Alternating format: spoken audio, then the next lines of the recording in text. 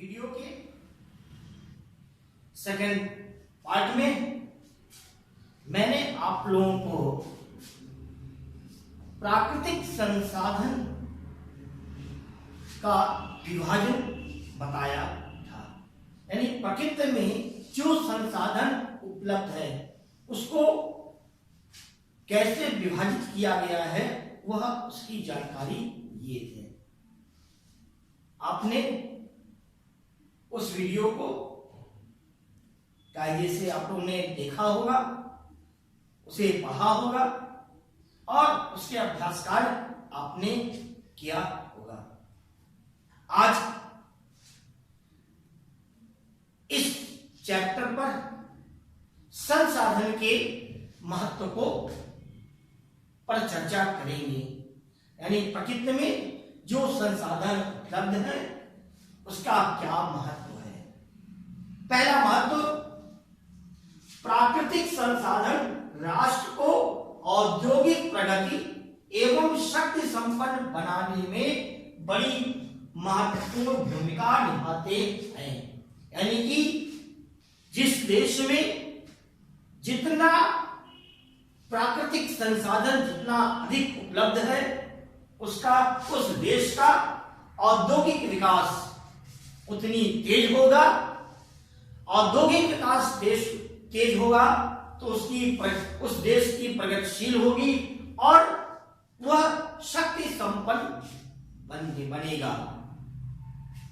इसी प्रकार दूसरा, राष्ट्र की सुरक्षा, प्रशासन एवं संचार व्यवस्था प्राकृतिक संसाधन के रूप में संचालित होती है। कहने का तात्पर्य,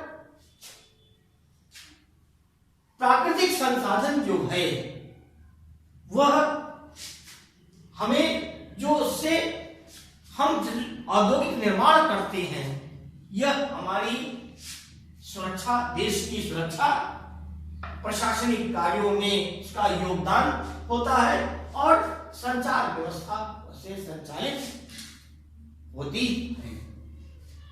तीसरा, प्राकृतिक संसाधन उद्योग को कच्चा माल देकर उनका पोषण करती है। यानी कि हमारे उद्योग को चलाने के लिए प्राकृतिक संसाधन जो उपलब्ध है वह कच्चे माल के रूप में उद्योग को प्रदान करती है। जैसे अगर लौह अयस्क की बात करें, वह लौह अयस्क जब निकलता है तो उससे हम लोहा बनती है और लोहे के आधार पर हम अन्य मशीनों का विकास करते हैं। इसी प्रकार कोयले से हमें ऊर्जा प्रदान होती है। इसी प्रकार बहुत से प्राकृतिक संसाधन हमें हैं और वह संसाधन हमें आर्थिक विकास माल देकर हमारे आर्थिक विकास को आगे बढ़ाती है।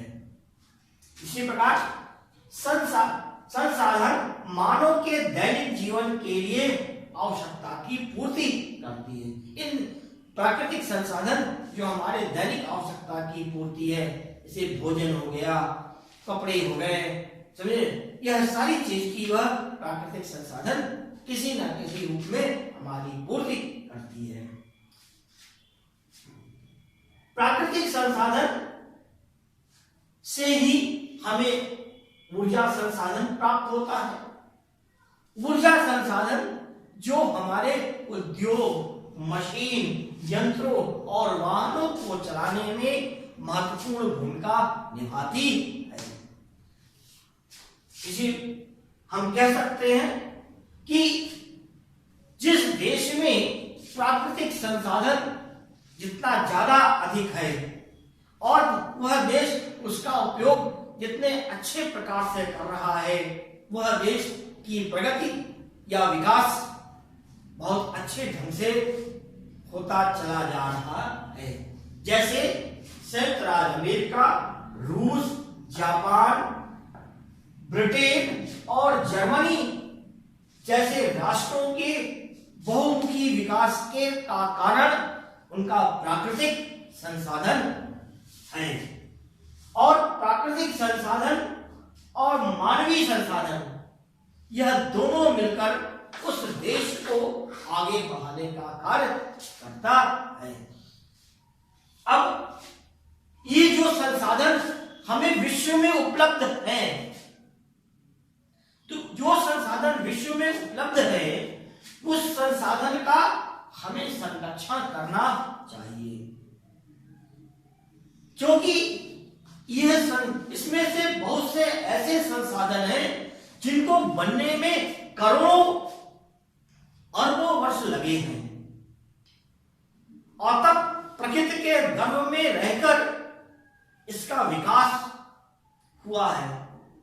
बहुत से संसाधन हमारे प्रकृति में बहुत सीमित हैं, जिसका प्रयोग बहुत संभाल कर हमें करना चाहिए, क्योंकि यह हमारी एक पूंजी है और यह संसाधन विभिन्न परस्पर लंबी एवं परस्पर प्रभाव उत्पादित होते हैं, यानी कि ये एक दूसरे पर निर्भर होते हैं। इसका हमें ह्रास नहीं करना चाहिए या इसका उपयोग अनावश्यक रूप से नहीं करना चाहिए। जितनी आवश्यकता है उतना ही हमें उत्पादन करना चाहिए। लेकिन इस विकास की दौड़ में प्राकृतिक संसाधन का बहुत तेजी से दोहन होता जा रहा है और अपने आर्थिक विकास के लिए प्राकृतिक संसाधन को बहुत तेजी से हम निकालते चले आ रहे हैं, जिसका प्रभाव इस पृथ्वी के मंडल पर पड़ता चला आ रहा है। जैसे हमारा वातावरण दूषित हो रहा है, हमारे जंगल कट रहे हैं, हमारी जल दूषित हो रही है, वायु दूषित हो रहा है। इन सब के कारण जो विकास है वह विकास हमें प्रभावित करती जा रही है, हमारे जीवन को प्रभावित करती जा रही है। इसलिए हमें प्राकृतिक संसाधन का संरक्षण करना आवश्यक है। हमें जितनी आवश्यकता है उसी प्रकार से हमें इसका उपयोग करना चाहिए। प्राकृतिक संसाधन कुछ ऐसे संसाधन हैं जो कुछ प्रमुख बातों पर निर्भर होते हैं। प्राकृतिक संसाधन एक निष्क्रिय संसाधन है। जब उस पर मानव की क्रियाशीलता लगती है